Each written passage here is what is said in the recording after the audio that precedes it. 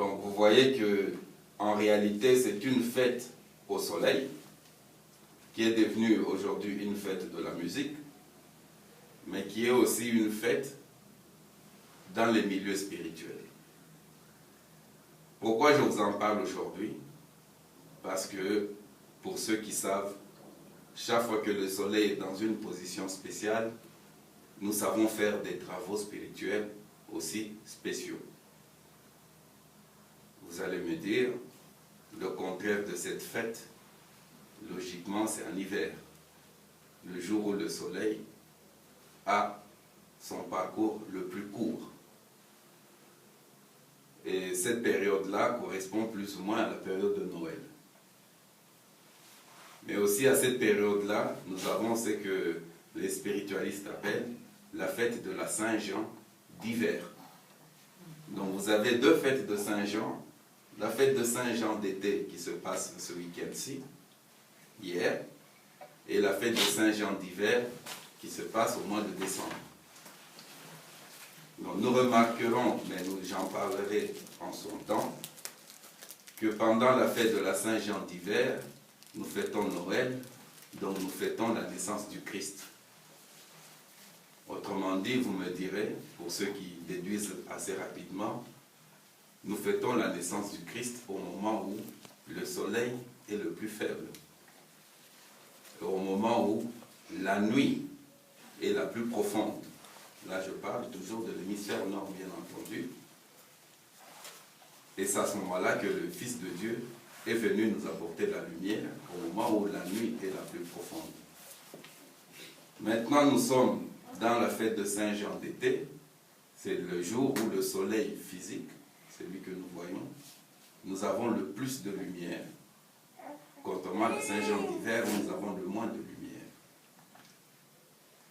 Je ne vais pas aller trop dans les détails pour ne pas vous perturber, mais sachez tout simplement que pendant la fête de Saint-Jean d'été, c'est le moment où la plupart des gens profitent pour faire une purification. Une purification par le feu. Les païens, que ce soit en Russie ou ailleurs, ce jour-là, ils font un grand feu, ils dansent autour du feu. Beaucoup en profitent pour enjamber le feu. Et quand on enjambe le feu, on a atteint en même temps de faire des prières ou des vœux pour dire que le feu vous purifie de toutes les impuretés et de tout ce que vous avez comme mauvaise scorie ou mauvais karma. Donc pour un spiritualiste averti, on comprend tout de suite que c'est une période aussi propice pour nous, pour travailler avec le feu et nous demander une purification. Voilà pourquoi il y en a qui vont faire la fête de la musique dans la rue, chanter et danser sans savoir d'où ça vient. Mais ceux qui savent et ceux qui appliquent profitent de cette période-là pour faire une purification. Donc voilà pourquoi je vous parle de Saint-Jean d'été. Méditez bien là-dessus. Sachez que c'est le jour où nous faisons beaucoup de rituels pour être purifiés. Mais beaucoup de rituels pour être purifiés par le feu.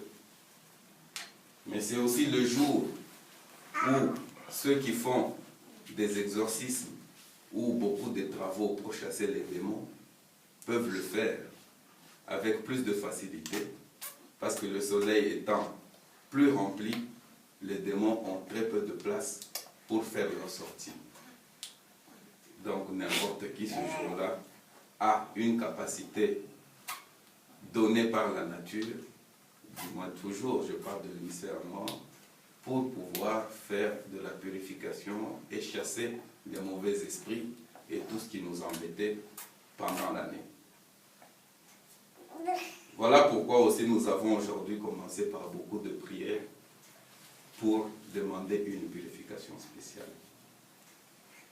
Donc je vous recommanderais juste de lire tout ce qui est trait à la Saint-Jean d'été et de comprendre pourquoi cette fête, en même temps païenne, est en réalité une fête chrétienne pour ceux qui savent le faire. C'était la parole du Seigneur. Nous rendons grâce à Dieu.